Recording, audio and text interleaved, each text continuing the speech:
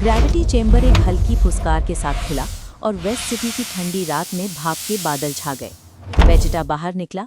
500 गुना गुरुत्वाकर्षण में प्रशिक्षण के बाद उसकी मांसपेशियां दर्द कर रही थी और उसका शरीर पसीने से तरबतर था। वो कैप्सूल कॉप की बालकनी पर खड़ा होकर शहर की नियॉन रोशनी को निहारने लगा। दुनिया के लिए वो सैयानों का राजकुमार था, कठोर, निर्दयी और पहुंच से बाहर। लेकिन एक व्यक्ति के लिए वो सिर्फ एक जिद्दी आदमी था जो अपनी सीमाओं से परे जाकर मेहनत करता था। तुम किसी दिन इस इमारत की नींव ही उड़ा दोगी। बुल्मा की आवाज़ हवा में गूंजी। वो हाथ में गर्म कॉफ़ी के 2 कप लिए उसकी ओर बढ़ी। वो उसे उस डर से नहीं देख रही थी जिससे बाकी दुनिया देखती थी। उसकी आंखों में एक जानती पहचान थी और थकी हुई मुस्कान थी। वेजिटा ने अपनी बाहें से कोड़ते हुए एक हुंकार भरी। प्रशिक्षण जरूरी है औरत। काकरोच शायद इस वक्त भी मुझसे आगे निकलने की कोशिश कर रहा होगा। बुल्मा ने आह भरी और रेलिंग के सहारे उसके पास खड़ी हो गई। काकरोट ये, काकरोट वो, क्या तुम्हारे इस नुकीले बालों वाले सिर में बस यही सब चलता रहता है? उसने उसे एक कप थमाया। जैसे ही वेजिटा ने उसे पकड़ा, उनकी उंगलियां आपस में छुईं।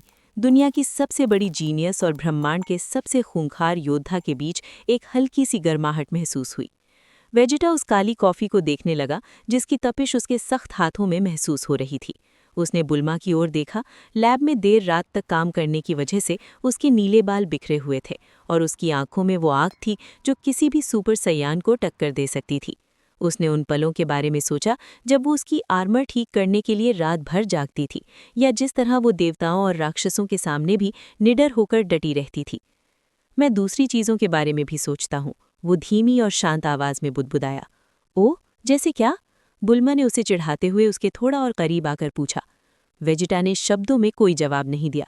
इसके बजाय उसने अपना भारी और सुरक्षात्मक हाथ उसके कंधे पर रखा और रात की ठंड से बचाने के लिए उसे अपनी ओर खींच लिया।